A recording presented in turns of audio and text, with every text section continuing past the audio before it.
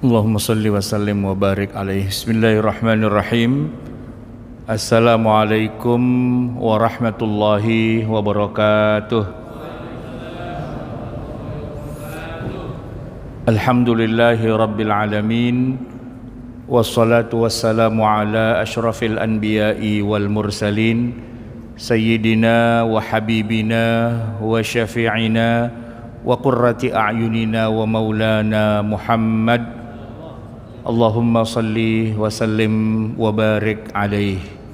Hadirin jamaah yang dirahmati Allah, malam hari ini ilmu Al-Quran dan tafsir kita akan membahas tema tentang Mushaf Standar Indonesia. Mushaf Standar Indonesia. Jamaah yang dirahmati Allah, mushaf itu adalah warisan suci yang otentik, original, yang menjadi ciri khas yang tidak bisa diganggu gugat tentang keaslian agama Islam. Dibandingkan misalnya dengan kitab-kitab suci yang lain pada umat-umat yang lain yang masih utuh seperti apa adanya ketika diturunkan, itu adalah Al-Quran. Kalau kita bicara Taurat, kita bicara Injil, apalagi kita bicara Zabur, itu kan termasuk rukun iman yang 6, yaitu percaya kepada kitab-kitab suci.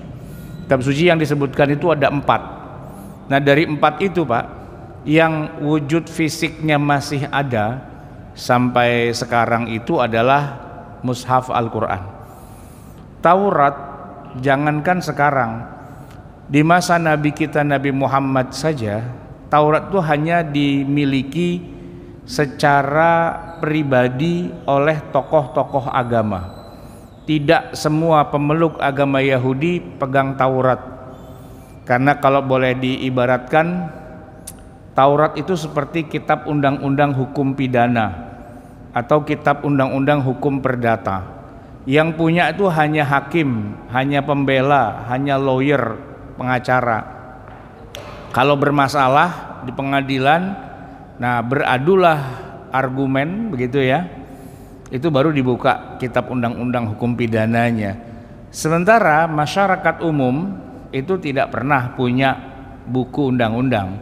Bahkan sekarang ini Pak, kalaupun kita cari KUHP gitu ya di Gramedia atau di mana, itu juga belum tentu dijual.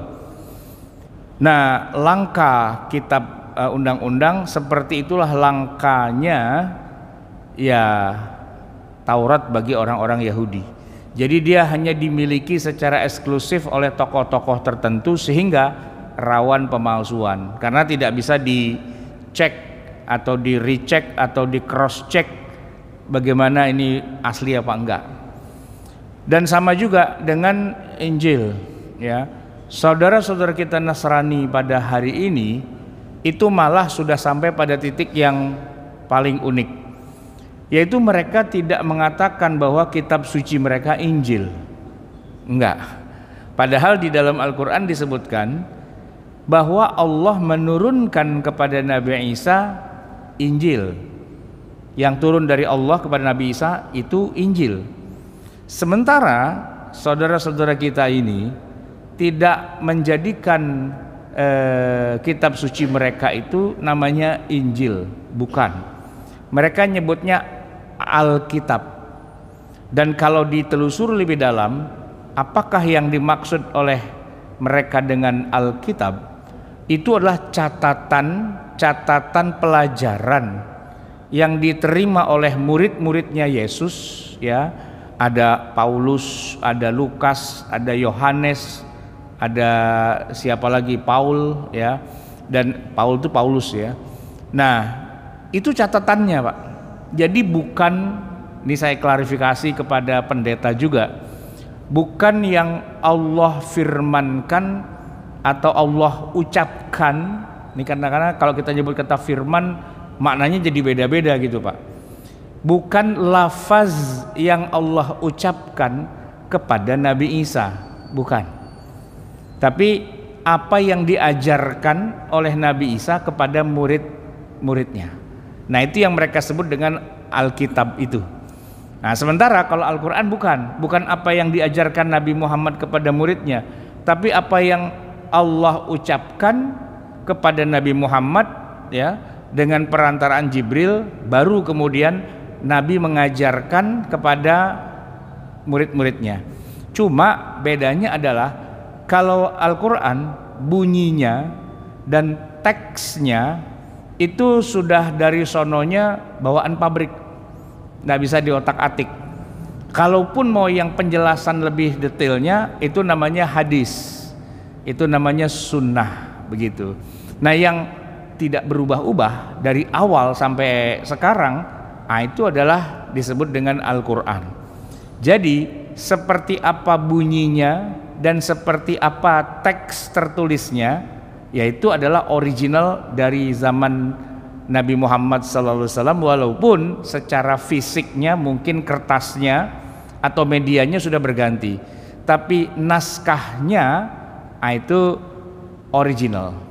Maka inilah yang kita banggakan di hadapan umat-umat yang lain, bahwa kita punya mushaf, naskah asli perkataan Allah kepada Nabi Muhammad, dan terbukti bahasanya bahasa Arab dengan gaya bahasa Arab khas yang ada di zaman itu. Nah, kalau kita cari apakah ada naskah perkataan Allah kepada Nabi Isa hari ini, itu yang sudah nggak ada. Kalaupun ada Alkitab, ya Alkitab itu adalah pelajaran Yesus kepada murid-muridnya. Nah, jamaah sekalian, maka ketika kita bicara mushaf, kita sedang bicara tentang harta kekayaan yang luar biasa nilainya, yang hanya kita saja yang punya, agama lain enggak punya. Baik, kita baca jamaah sekalian. Perlu diketahui bahwa sebelum mempunyai mushaf standar, mushaf yang berkembang di Indonesia adalah mushaf pribadi yang dimiliki para ulama atau para pemuka masyarakat.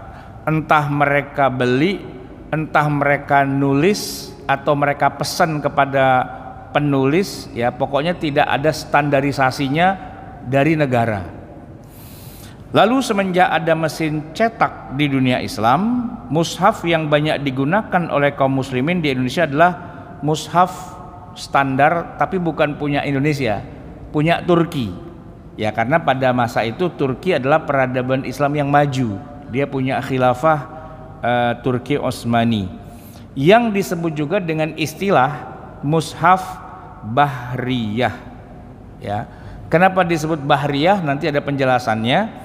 Lalu ada lagi mushaf yang disebut dengan mushaf Bombay. Ini mengacu kepada negara India. Nah, untuk itu perlu diuraikan sedikit tentang kedua mushaf itu. Kita mulai dari mushaf Bahriyah. Mushaf Bahriyah. Mushaf Bahriyah adalah mushaf yang diterbitkan oleh percetakan yang bernama Bahriyah. Nama percetakannya Bahriyah di Turki. Nah, mushaf ini dicetak sekitar tahun 1910 dan 1911. Jauh sebelum Indonesia lahir nih Pak. Disebut Bahriyah, kata bahar itu laut, karena percetakannya milik angkatan laut Turki Utsmani pada saat itu. Nah, mushaf ini berupa ayat pojok. Jadi setiap habis pojokan halaman, ayatnya habis juga di situ. Setiap juznya berisi 20 halaman. Pada halaman pertama tertulis surat Al-Fatihah, dan pada halaman kedua tertulis surat Al-Baqarah sampai ayat kelima. Nah, pada kedua halaman tersebut terdapat iluminasi atau hiasan gitu ya, bunga-bunga gitu. Nah, inilah mushaf yang akhirnya digunakan sebagai master oleh percetakan negara Kudus hingga saat ini. Sehingga nanti ada mushaf Kudus gitu ya. Itu masternya ngambil dari mushaf yang ada dari Turki yang percetakannya namanya Bahriyah, karena yang punya percetakan adalah angkatan laut Turki. Lalu salinannya, turunannya menjadi mushaf Kudus. Mushaf Menara Kudus sendiri telah ditashih oleh beberapa ulama Al-Quran seperti antara lain oleh Syekh Arwani Amin, ya, Kiai Arwani kita sering nyebutnya, Kiai Haji Hisham, Kiai Haji Sya'rani Ahmadi. Nah, ketiganya itu ada di Kudus. Nah, mushaf ini telah mendapatkan tanda tashih dari Lajnah Pentasihan Al-Quran pada tanggal 23 Rabiul Awal 1394 atau tahun 1974. Ditandatangani oleh Dr. Ade Sujono sebagai ketua dan Hamdani Ali sebagai sekretaris.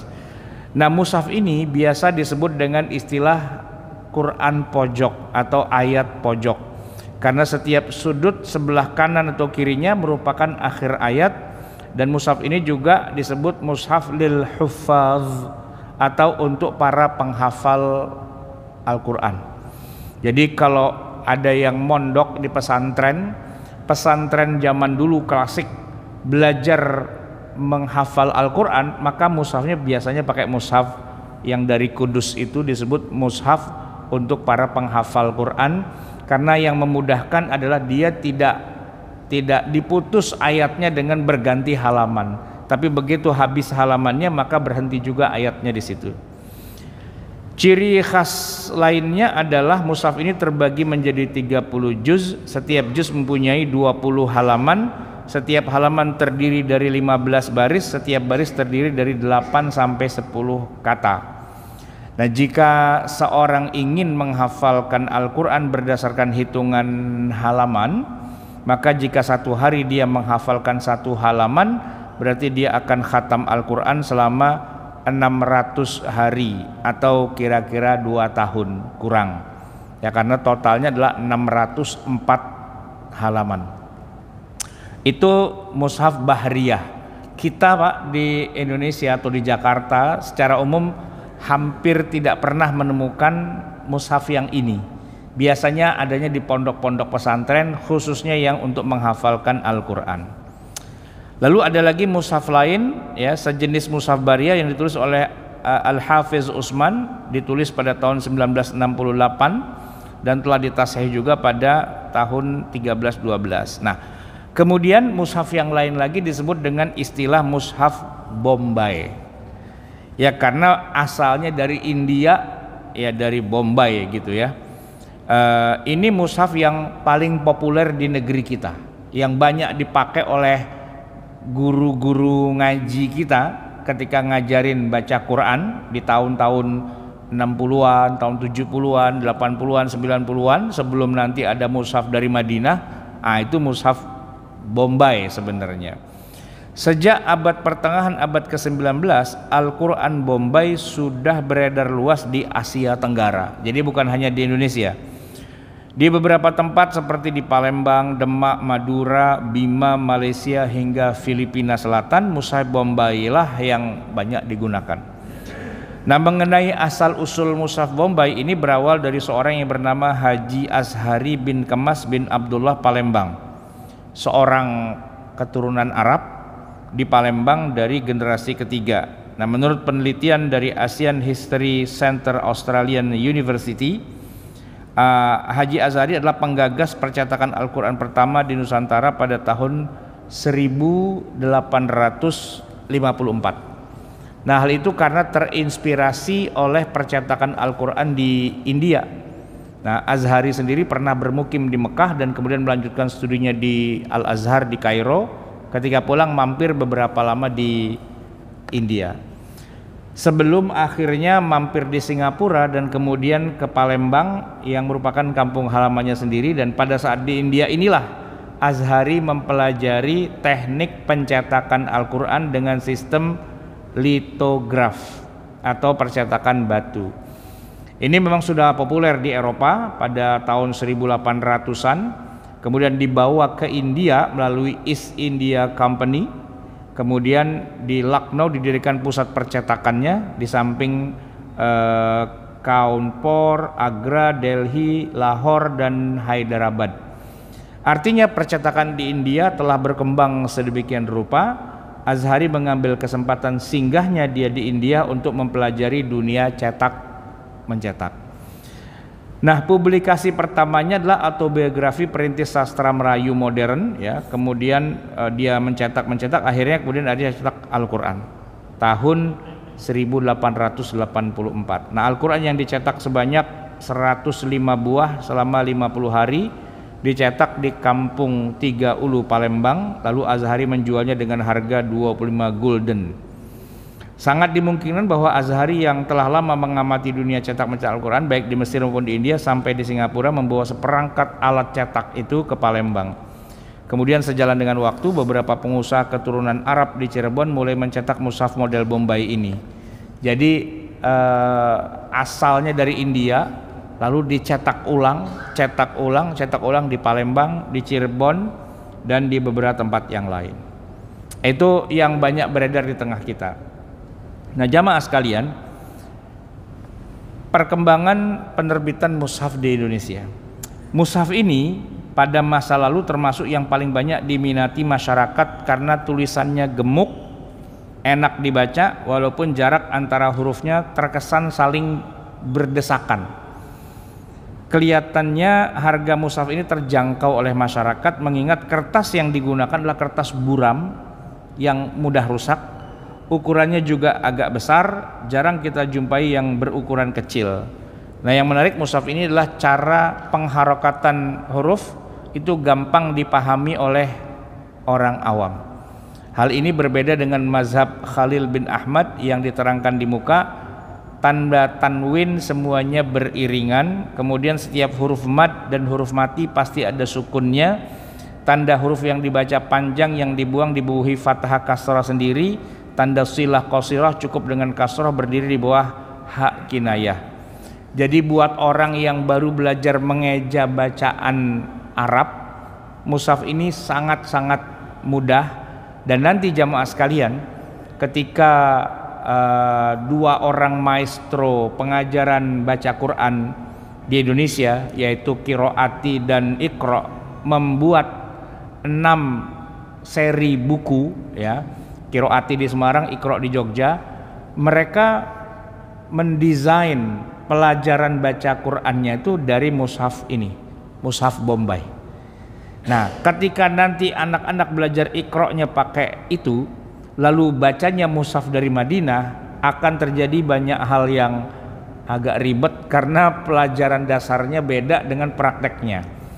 Jadi lebih cocoknya Iqra ataupun Qiroati gitu ya, dan yang lain-lainnya itu menggunakan mushaf Bombay ini sebenarnya. Ya, mushaf kampung lah, mushaf Indonesia secara umum gitu. Kemudian kita masuk pada mushaf standar Indonesia. Untuk sampai pada kebijakan penerbitan mushaf standar, Litbang Kementerian Agama telah melampaui beberapa tahapan. Yang pertama tahapannya adalah dibentuknya Lajnah Pentashihan Mushaf Al-Quran pada tahun 1957 oleh Menteri Agama saat itu Muhammad Ilyas, Kiai Haji Muhammad Ilyas. Nah, lajnah ini dibentuk 2 tahun setelah kejadian pembakaran mushaf Bombay yang banyak masalah gitu ya. Jadi karena banyak salah cetak gitu ya, maka dibuatlah inisiatif bagaimana ada sebuah tim, ya istilahnya Lajnah Pentashihan Al-Quran, untuk mengantisipasi jangan sampai beredar mushaf yang salah-salah cetak itu. Kan mungkin saja Pak, dalam penulisannya ada yang keliru, ada yang nggak pas, ada yang terbalik, ada yang mungkin halamannya tidak urunut dan sebagainya begitu. Maka dibentuklah oleh negara, dalam ini Kementerian Agama, sebuah lajnah yang disebut dengan ya Lajnah Pentashih Mushaf Al-Quran, itu sejak tahun 57. Nah, kemudian ada tahap keduanya melalui serangkaian musyawarah kerja ulama Al-Quran dari satu menteri ke menteri lainnya. Dari sini kemudian muncul gagasan untuk menerbitkan sendiri mushaf standar yang diterbitkan oleh Kementerian Agama Republik Indonesia.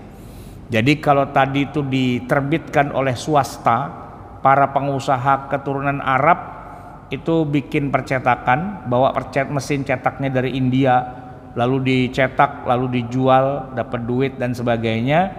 Maka dalam hal ini muncul ide bagaimana kalau percetakan atau penerbitan mushaf itu dihandle oleh negara saja.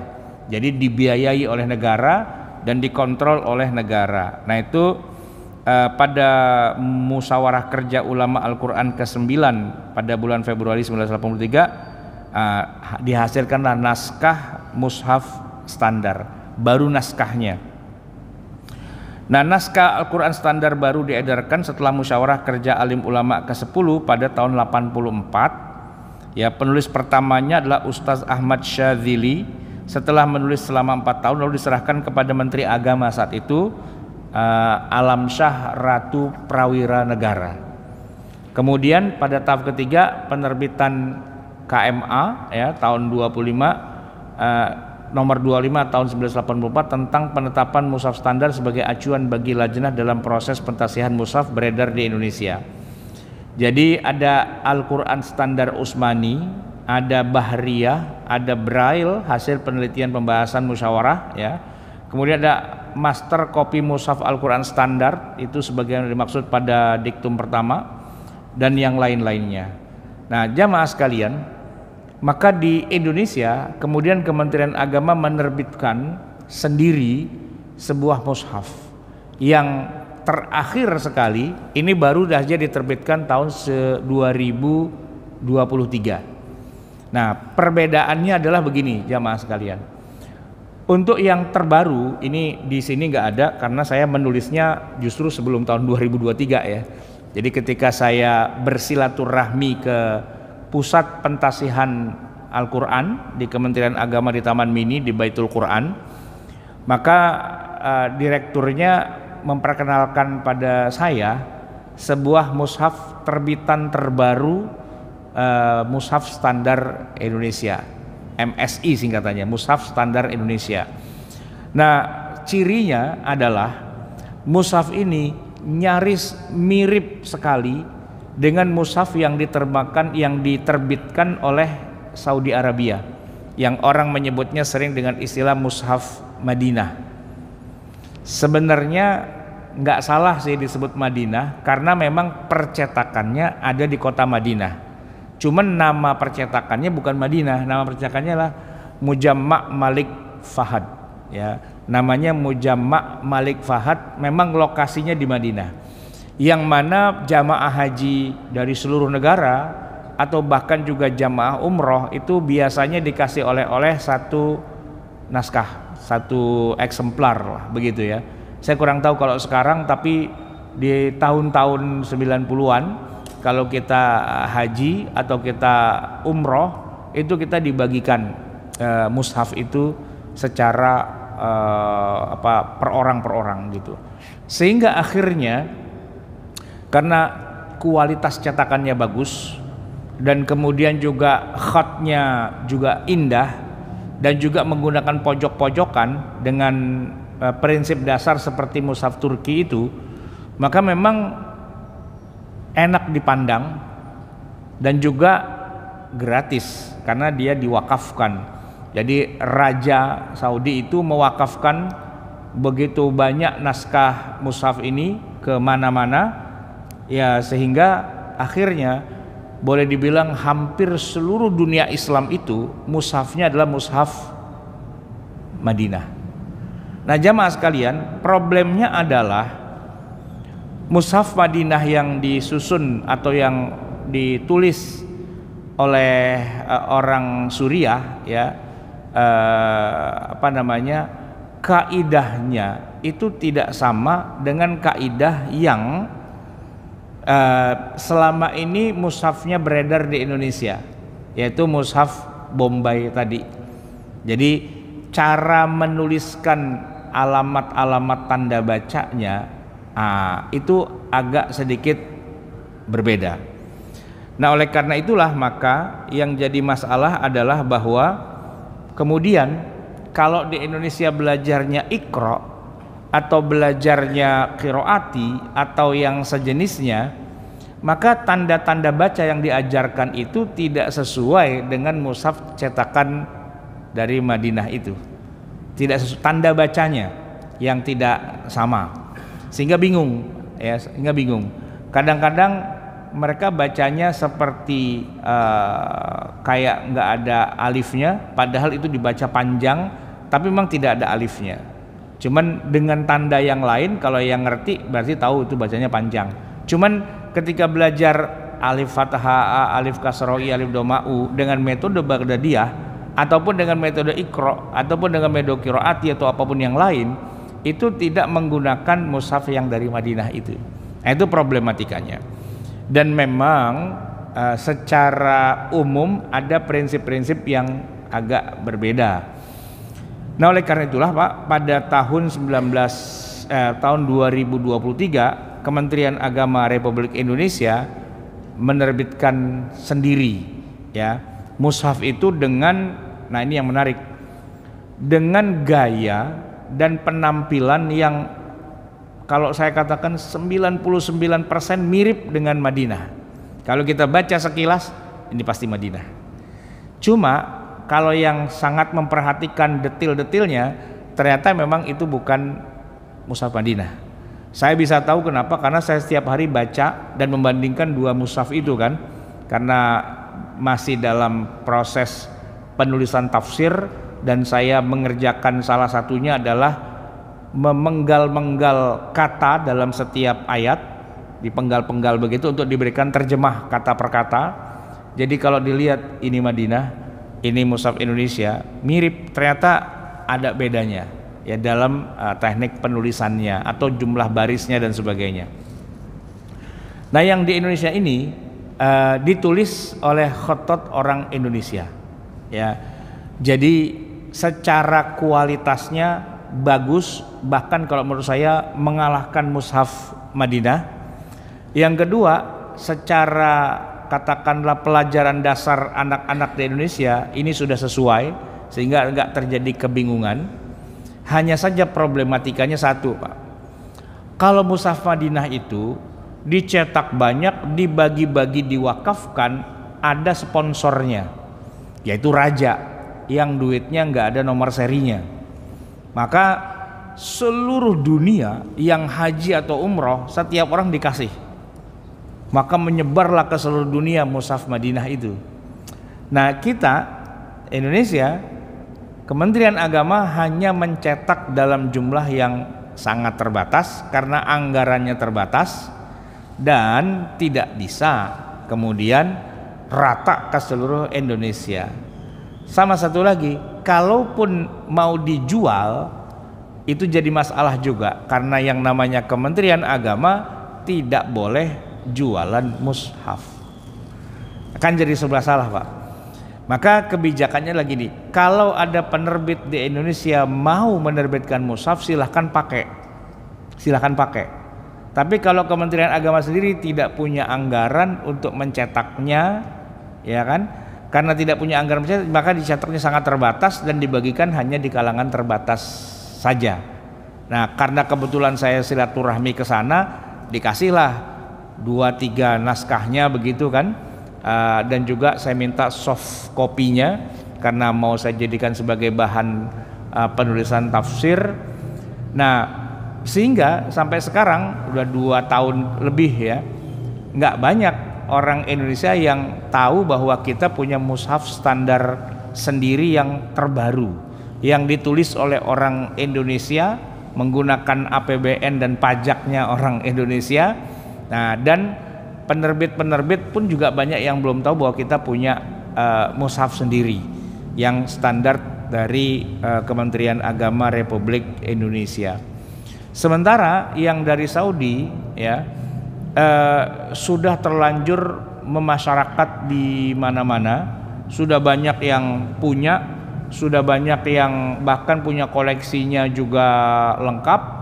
Bahkan kedutaan Saudi Arabia pun sampai hari ini masih tetap membagi-bagikan terus mushaf itu kepada masjid, kepada madrasah, pesantren, lembaga-lembaga Islam dan sebagainya, karena memang tidak pernah berhenti dicetak dan tidak ada satupun yang diperjualbelikan, dicetak semua dalam bentuk katakanlah milik wakafnya raja. Nah, hanya saja sekarang kemudian di negara-negara Arab, khususnya di Saudi, ada pihak swasta yang kemudian mencetaknya, ya memperbanyaknya, dan itulah yang kemudian yang dijual di di toko-toko buku, di toko kitab dan sebagainya, baik di Mekah, di Madinah, sehingga jamaah kalau mau beli bisa. Nah itu Pak, yang dibeli itu memang bukan dicetak oleh kerajaan, tapi dicetak oleh swasta. Penampakannya sangat mirip, bahkan tidak ada bedanya sama sekali, karena memang kopian apa adanya itulah yang dikopi. Nah sementara yang punya Kementerian Agama kita Indonesia, saya tadi katakan 99% mirip ya, tetapi kemudian itu adalah karya anak bangsa. Jadi penulisnya atau khototnya ya, kaligrafernya itu orang Indonesia, dan memang gaya penulisannya sangat mirip dengan Mushaf Madinah, sehingga kalau dilihat secara sekilas hampir tidak ada bedanya. Nah jamaah sekalian, kita masih punya waktu sedikit, saya akan masuk kepada hukum terkait mushafnya. Jamaah yang dirahmati Allah, tidak ada perbedaan pendapat sedikit pun di antara para ulama terkait bahwa memegang mushaf itu harus dalam keadaan suci dari hadas, baik hadas kecil ataupun hadas besar. Jadi jumhur ulama rata-rata sepakat 4 mazhab, baik itu mazhab Hanafi, Maliki, Syafi'i, Hambali, bahwa menyentuh mushaf orangnya harus suci dari hadas kecil dan hadas besar, sekaligus juga suci dari haid, nifas dan yang lain-lainnya, maka tidak boleh disentuh. Dasarnya adalah sebagaimana firman Allah, la yamassuhu illal mutahharun, tidak boleh ada yang menyentuhnya kecuali orang yang mutahharun, orang-orang yang suci. Dan juga hadis Nabi ya dari Abdullah bin Abi Bakar rahimahullah, anna fil kitabil ladzi katabahu Rasulullah sallallahu alaihi wasallam li Amr bin Hazm an la yamassal Qur'ana illa tahirun, tidak boleh ada yang menyentuh Al-Quran kecuali orang yang tahir, yang suci, suci dari hadas kecil atau besar, termasuk juga suci dari dia sedang haid atau sedang nifas atau dari najis ya. Memang ada juga pendapat yang membolehkan, tapi itu bukan mewakili jumhur ulama 4 mazhab, yaitu mazhab yang disebut dengan Az-Zahiri, yang dikomandani oleh Ibnu Qudamah atau Ibnu Qayyim atau Dawud Az-Zahiri sendiri atau Ibnu Hazm ya, yang mengatakan bahwa mazhab Az-Zahiri lah yang kemudian membolehkan orang menyentuh mushaf walaupun dia tidak berwudu, walaupun dia dalam keadaan berhadas kecil atau berhadas besar. Sedangkan di kalangan 4 mazhab, baik itu Hanafi, Maliki, Syafi'i, Hambali, semuanya mensyaratkan itu. Kemudian yang kedua, wanita haid menyentuh mushaf ya. Jumhur ulama umumnya menyatakan bahwa diharamkan ya mushaf itu bila disentuh oleh orang yang tidak punya wudu atau yang sedang dalam keadaan haid. Ini ada petikan pendapat atau fatwanya para ulama tentang haramnya itu semua.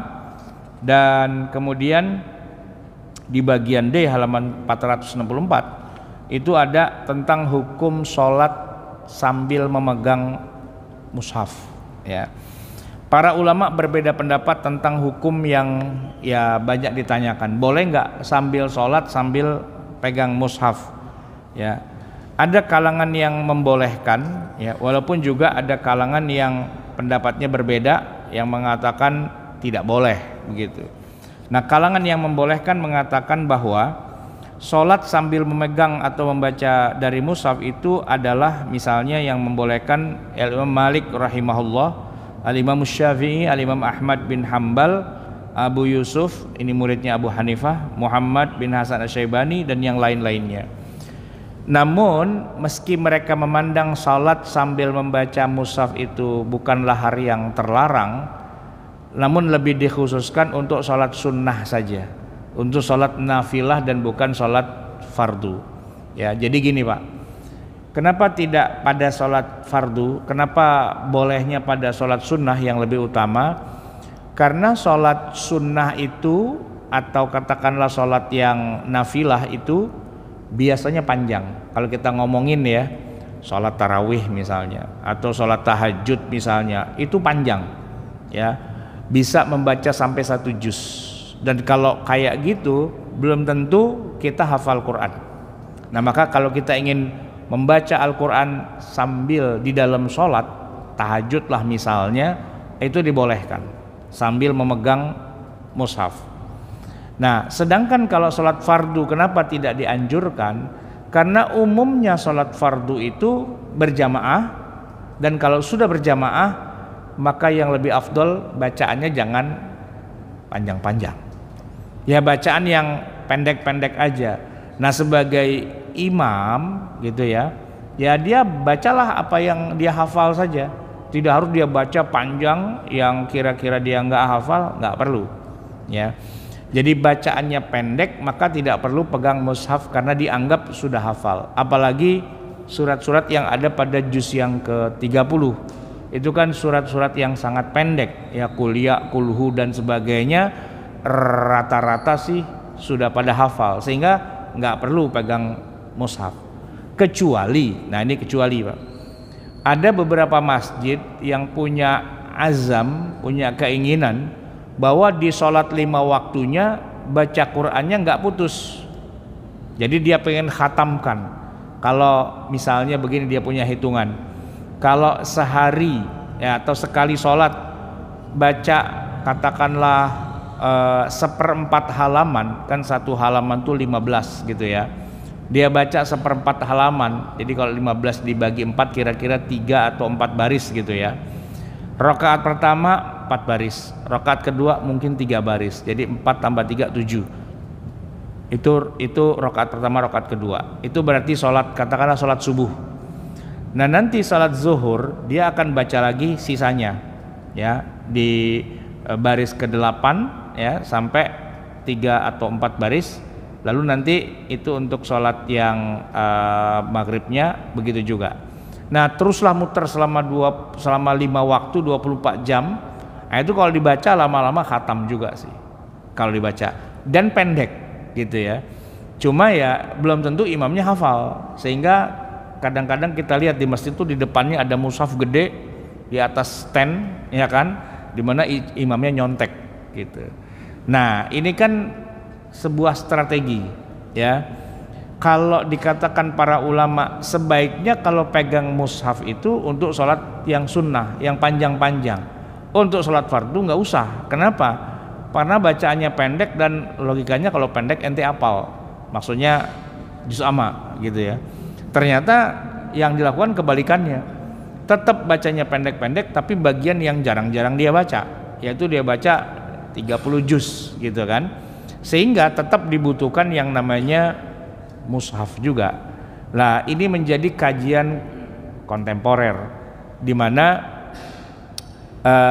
tidak pernah ada di masa Nabi mushaf yang gede yang ada di stand ya, ada di tripodnya begitu, dan kemudian ditaruh di depannya imam, lalu imamnya baca tanpa memegang, cuman ngelihat doang.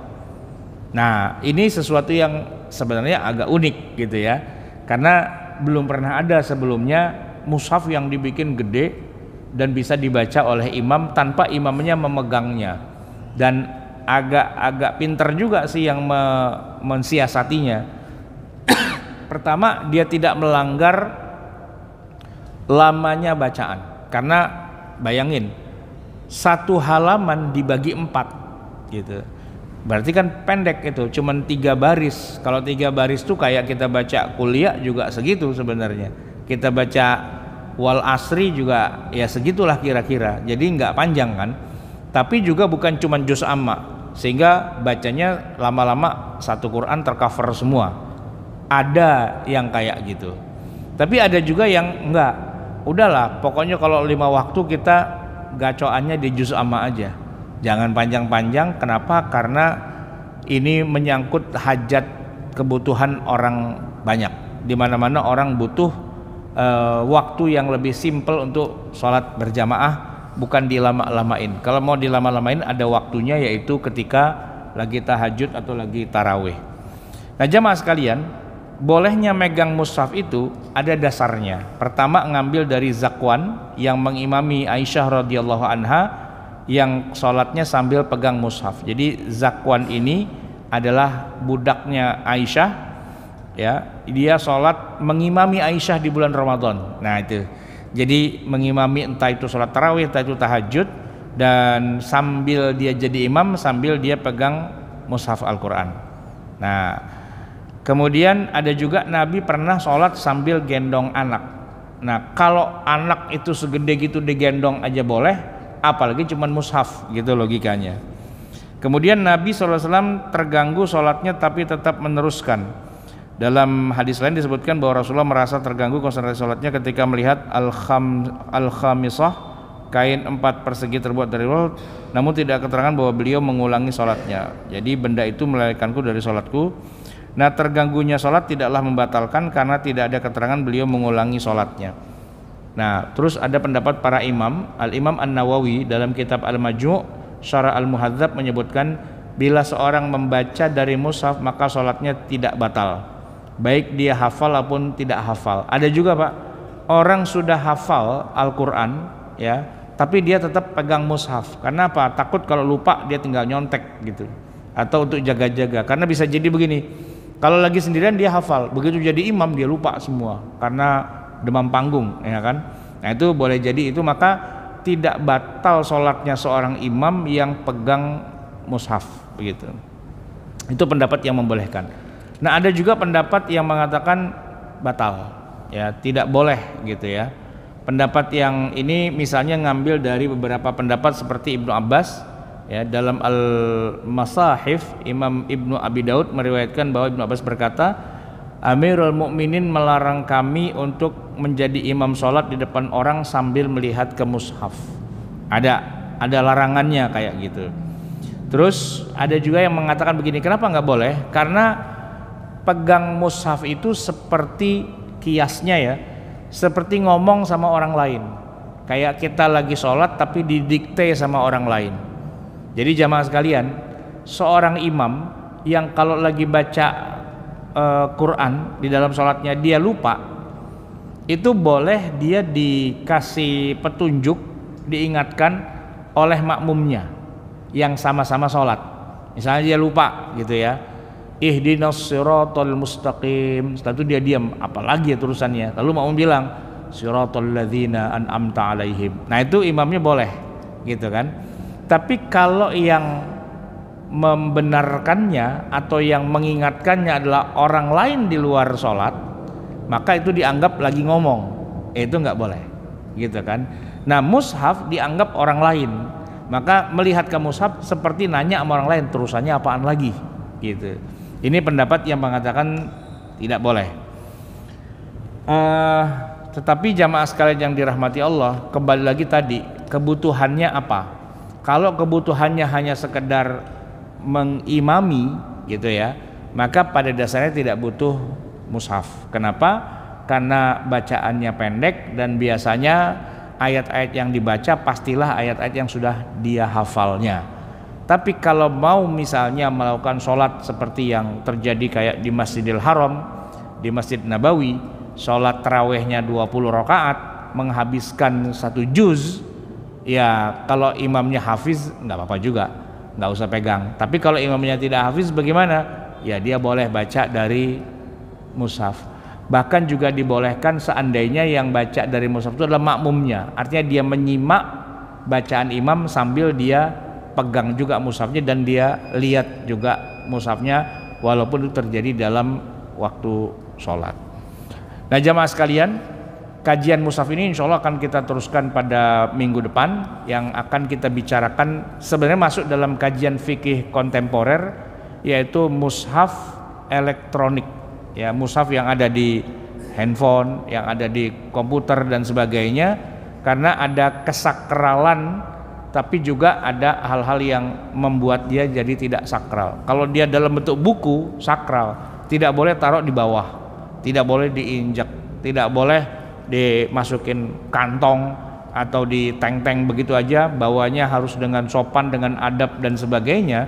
Tapi ketika dia menjadi sebuah software yang kalau dijalankan nyala, kalau dimatikan nyalanya hilang, nah maka ini menjadi sebuah kajian kontemporer. Insya Allah nanti akan kita bahas pada pertemuan berikutnya. Itulah yang bisa saya sampaikan, semoga bermanfaat. Mohon maaf atas segala kekurangan dan kesalahan. Hadanallah wa iyyakum ajma'in wal afu minkum. Assalamualaikum warahmatullahi wabarakatuh.